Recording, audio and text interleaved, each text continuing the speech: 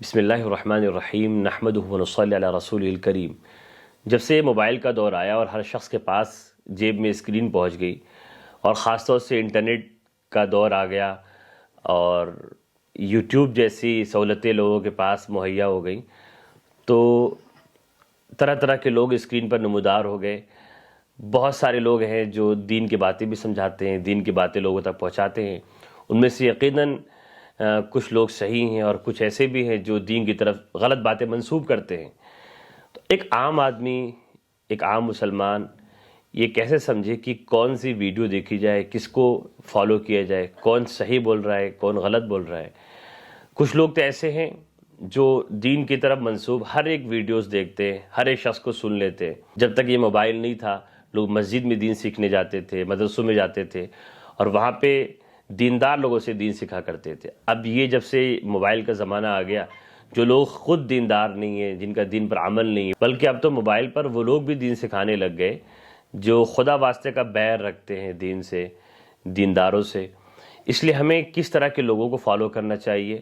اللہ جل شانہ قرآن پاک میں فرماتے ہیں، یا ایھا الذین آمنوا ان جاءکم فاسق بنبأ فتبینوا، کہ اے ایمان والو، جب تمہارے پاس کوئی بد کردار آدمی کوئی خبر لے کر کے آئے تو تحقیق کر لیا کرو اسے ماننے سے پہلے۔ ان تصیبوا قوما بجہالۃ، کہ ہو سکتا ہے ناواقفیت میں بغیر تحقیق کے تم اس کی بات مان کر کچھ غلط کام کر بیٹھو، فتصبحوا علی ما فعلتم نادمین، تو آخرکار تمہیں افسوس ہو، ندامت ہو، پچھتاوا ہو۔ قرآن پاک کی اس آیت سے تحقیق کرنے کا حکم معلوم ہوتا ہے کہ کسی بھی بات کو ہم جب سنیں، دنیاوی معاملہ کیوں نہ ہو، عام باتیں ہی کیوں نہ ہو، جو بہت ضروری قسم کی نہ ہو، اگر اس پہ عمل کرنا ہے تو عمل کرنے سے پہلے، اس کو سچ ماننے سے پہلے اس کی تحقیق ضروری ہے۔ بنا تحقیق کوئی بات ماننا گناہ ہے، اور تحقیق کرنا ہر ایک آدمی کا فریضہ ہے، چاہے وہ عام آدمی ہو یا خاص آدمی ہو۔ ہر ایک آدمی کی ذمہ داری کہ وہ تحقیق کرے۔ جب معاملہ دنیا کا ایسا ہے، دین کا معاملہ تو اس سے کہیں زیادہ اہمیت والا ہے۔ جب کوئی شخص اللہ اور اس کے رسول کی طرف کوئی بات منسوب کرتا ہے کہ اللہ نے یہ کہا، دین یہ کہتا ہے، رسول اللہ صلی اللہ علیہ وسلم یہ فرماتے ہیں، تو اس کی بات کو بس سن کر مان لینا، اسے سچا سمجھنا، یقیناً یہ اللہ جل شانہ کے حکم کی خلاف ورزی ہے۔ رسول اللہ صلی اللہ علیہ وسلم کی طرف جھوٹی بات کا دروازہ کھول دینا ہے۔ ایک اہم سوال یہ اٹھتا ہے کہ تحقیق کیسے کی جائے؟ یہ کیسے جانا جائے کہ یہ بات صحیح کہی جا رہی ہے، یہ بات غلط کہی جا رہی ہے، فلاں آدمی صحیح ہے، فلاں آدمی غلط ہے؟ یہ بات میں بھی بتاؤں گا، پر اس سے پہلے میں آپ کو یہ بات بتا دوں کہ یہ دین کی باتوں میں تحقیق کا جو مزاج ہے، یہ اسلام نے شروع سے دیا ہے۔ چنانچہ صحابہ کرام رضی اللہ عنہ اجمعین، جو حضور کے تربیت یافتہ ہیں، جنہوں نے حضور سے ڈائریکٹ دین سیکھا ہے، اس زمانے سے، یعنی پہلے ہی صدی سے، پہلے ہی زمانے میں حضور پاک صلی اللہ علیہ وسلم کا صحابہ کا دور تھا، جس زمانے کے بارے میں اللہ کے رسول نے گواہی دی ہے کہ تمام زمانوں سے بہتر ہے۔ اس زمانے کے لوگ تمام زمانوں کے لوگ سے مجموعی حیثیت سے بہتر ہیں۔ جس زمانے میں جھوٹ اور فریب بہت کم تھا، جس زمانے میں دین کے بارے میں جھوٹ بولنے کا تصور اولاً نہیں تھا، لیکن اس وقت بھی صحابہ کرام جب دین کی کوئی بات سنتے اور انہیں پہلے سے معلوم نہیں ہوتی، اگر حضور پاک صلی اللہ علیہ وسلم سے خود وہ نہیں سن رہے ہوتے تو اس کی تحقیق کرتے کہ کیا بتاؤ کہ حضور نے بات کہی یا نہیں کی۔ ایک واقعہ ہے، امام ذہبی رحمۃ اللہ علیہ نے تذکرۃ الحفاظ میں ایک واقعہ نقل کیا ہے۔ انہوں نے یہ کہا ہے کہ سب سے پہلے دین کی باتوں کو سن کر پہلے اس کی تحقیق کرنے کا جو مزاج ہے، وہ ابوبکر صدیق رضی اللہ عنہ کے اندر دیکھنے کو ملا، جو اس امت کے سب سے افضل ترین شخص ہیں، حضور کے بعد سب سے بڑا مرتبہ انہیں کا ہے، حضور کے جانشین ہیں سچے۔ روایت میں ہے، وہ بیان کرتے ہیں کہ ایک عورت ابوبکر صدیق رضی اللہ عنہ کے زمانے خلافت میں، بوڑھی عورت حاضر ہوئی۔ انہوں نے کہا کہ انہوں نے اپنا میراث میں ان کا کسی پوتے یا نواسے کا انتقال ہوا اور میراث میں حق مانگا کہ میں دادی لگتی ہوں، جدہ لگتی ہوں، دادی یا نانی، مجھے حق چاہیے، میراث سے مجھے حق چاہیے۔ اور ابوبکر صدیق رضی اللہ عنہ نے ارشاد فرمایا کہ میں اللہ کی کتاب پڑھتا ہوں، قرآن پاک میں جدہ کے لیے، دادی یا نانی کے لیے کوئی حق نہیں پاتا میراث میں، اور میں نے حضور سے سنا بھی نہیں ہے کبھی، اپنے علم کے مطابق میں نے کبھی سنا بھی نہیں حضور نے کبھی دادی نانی کا میراث میں حق بتایا ہو، وراثت میں، جائیداد میں۔ ایک صحابی ہیں تو مغیرہ ابن شعبہ رضی اللہ تعالیٰ عنہ، بہت بڑے صحابی ہیں، جلیل القدر صحابی ہیں۔ انہوں نے کہا کہ میں نے اللہ کے رسول صلی اللہ علیہ وسلم کو یہ فرماتے ہوئے سنا کہ جدہ کا حق ان شرائط کے ساتھ بنتا ہے، چھٹا حصہ ہوتا ہے، ان شرائط کے ساتھ۔ انہوں نے بیان فرمایا۔ ابوبکر صدیق رضی اللہ عنہ نے یہ بات سن کر کہ ایک صحابی نے یہ کہا کہ حضور نے یہ بات فرمائی، یہ فوراً تسلیم نہیں کر لیا،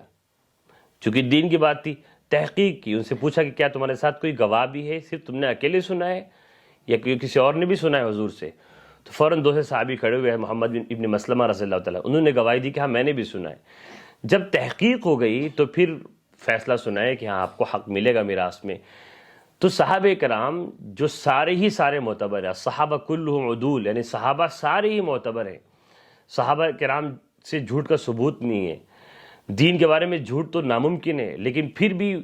اتنی زیادہ تحقیق ہو رہی ہے کہ صحابی سے تحقیق کرائی جا رہی ہے۔ حضرت علی رضی اللہ عنہ کا کے بارے میں لکھا ہے امام ذہبی رحمۃ اللہ علیہ نے کہ حضرت علی رضی اللہ عنہ خود فرمایا کرتے تھے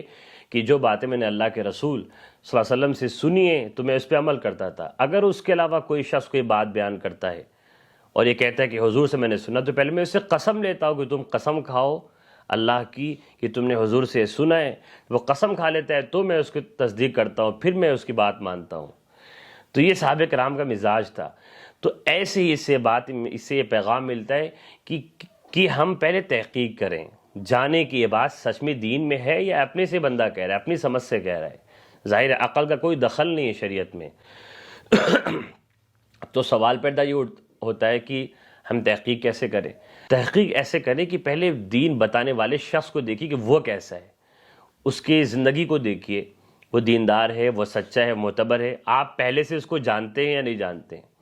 اگر پہلے سے اس کے عالم ہونے کو، اس کے معتبر ہونے کو جانتے ہیں تو اس کی ویڈیوز دیکھیں، اس کے بیانات سنیں، اس کی تقریر میں بیٹھیں۔ اور اگر جس کے بارے میں پتہ ہی نہیں ہے کہ اس کا بیک گراؤنڈ کیا ہے، اس کی زندگی کیسی ہے، تو پھر اس کی تقریر نہیں سننی چاہیے۔ اگر آپ نہیں جانتے ہیں لیکن کسی معتبر آدمی نے اس کی تصدیق کی ہوئی ہے تو پھر آپ اس کا بیان سنیں۔ اور جس کی تحقیق نہیں ہے، تصدیق، اس کی بات آپ کو کتنی ہی اچھی کیوں نہ لگتی ہو، قرآن پاک میں من الناس من یعجبک قولہ فی الحیاۃ الدنیا، اللہ جل شانہ اپنے نبی سے فرما رہے ہیں کہ بہت سے ایسے لوگ ہیں جن کی باتیں آپ کو اچھی لگتی ہیں لیکن وہ دل کے بڑے خراب اسلام دشمن ہیں۔ تو جو باتیں میں پسند آئیں، لاجیکل لگیں، ہر وہ بات صحیح ہو ایسا نہیں ہو سکتا، لہذا ہر وہ بات جو ہمیں لاجیکل لگے، پسند آئے، بولنے والے کا انداز اچھا لگے، ہمیں نہیں سننا چاہیے۔ پہلے ضروری ہے، فرض ہے کہ ہم تحقیق کریں بندہ کیسا ہے۔ حضرت عبداللہ بن مبارک رحمۃ اللہ علیہ بہت بڑے امام گزرے ہیں، عالم گزرے ہیں، امام کہتے ہیں بہت بڑے عالم کو، وہ کہا کرتے تھے کہ الاسناد من الدین، یعنی تحقیق کرنا کہ یہ بات کس نے کہی، آپ یہ بات بیان کر رہے ہو، یہ کس کتاب میں آپ نے پڑھی، وہ کتاب کتنی معتبر ہے، یہ حدیث کس کتاب میں، یہ تحقیق کرنا یہ دین کا حصہ ہے، یہ دینی فریضہ ہے، دین کا حصہ ہے۔ لولا الاسناد لقال من شاء ما شاء، اگر یہ تحقیق نہیں ہوگی، یہ پوچھا نہیں جائے گا کہ انہوں نے کہاں سے پڑھا، یہ عالم ہے یا نہیں ہے۔ آج کے حساب سے میں اس کا ترجمہ کر رہا ہوں عوام کے اعتبار سے، کہ اگر یہ تحقیق نہیں کی جائے گی کہ یہ بندہ کون ہے، یہ عالم ہے یا نہیں، پڑھا لکھا ہے یا نہیں، یا ایسی اردو کتابیں پڑھ کے بیان کرنے والا ہے، یا سچ میں عالم ہے، قرآن و حدیث کو ڈائریکٹ پڑھتا ہے، صحابہ کرام اور ان کے بعد کے اللہ والوں کے طریقے پہ چل رہا ہے، کوئی نئی بات نہیں کہہ رہا ہے، اگر یہ تحقیق نہیں ہوگی تو جو بھی آدمی آئے گا جو کچھ بھی بولے گا، عبداللہ مبارک فرماتے ہیں کہ لولا الاسناد لقال من شاء ما شاء، اگر تحقیق نہ ہو باتوں کی تو ہر آدمی اپنی باتیں بیان کرے گا، جو چاہے گا بول لے گا۔ ایک آخر واقعہ بتا کر آپ کو میں بات ختم کرتا ہوں اس اہم موضوع کی، کہ حضرت عبداللہ ابن عباس رضی اللہ عنہما کے بارے میں مسلم شریف میں، مسلم شریف جو حدیث کی بہت صحیح کتاب ہے، بہت معتبر کتاب ہے، بخاری شریف کے بعد سب سے معتبر کتاب ہے، اس کے مقدمے میں، اس کے شروع میں، اس کے دیباچے میں یہ واقعہ لکھا ہوا ہے کہ حضرت ایک شخص آیا بشیر عدوی نام کا، اور حضرت عبداللہ ابن عباس رضی اللہ عنہما جو بڑے صحابی ہیں، حضور کے چچزاد بھائی ہیں، وہ موجود تھے۔ ان کی مجلس میں اس نے حدیث بیان کرنا شروع کر دیا کہ اللہ کے رسول نے ایسا کیا فرمایا، اللہ کے رسول نے ایسا فرمایا، اور یہ دیکھتا ہے، لوگوں نے دیکھا کہ وہ حدیث بیان کی جا رہا ہے، اللہ کے رسول کی باتیں بیان کی جا رہا ہے، لیکن صحابی رسول اس کی بات کی طرف توجہ ہی نہیں دے رہے، کان ہی نہیں دھر رہے، دیکھ بھی نہیں رہے، توجہ ہی نہیں دے رہے۔ لوگوں کو بڑی حیرت ہوئی کہ صحابیوں کا اللہ کے رسول کی بات کی طرف دھیان نہیں ہے، توجہ نہیں ہے۔ تو اس آدمی نے خود پوچھا، یہ پوچھ بیٹھا کہ میں آپ کو اللہ کے رسول کی حدیثیں سنا رہا ہوں اور آپ دھیان نہیں دے رہے ہیں۔ تو حضرت نے فرمایا، حضرت عبداللہ ابن عباس رضی اللہ عنہما نے، یہاں ہم لوگ یعنی صحابہ کرام اس سے پہلے جب بھی اللہ کے رسول کے قال رسول اللہ سنتے تھے، اللہ کے رسول کا نام سنتے تھے، فوراً خاموش ہوتے، ہمتن گوش ہو جاتے،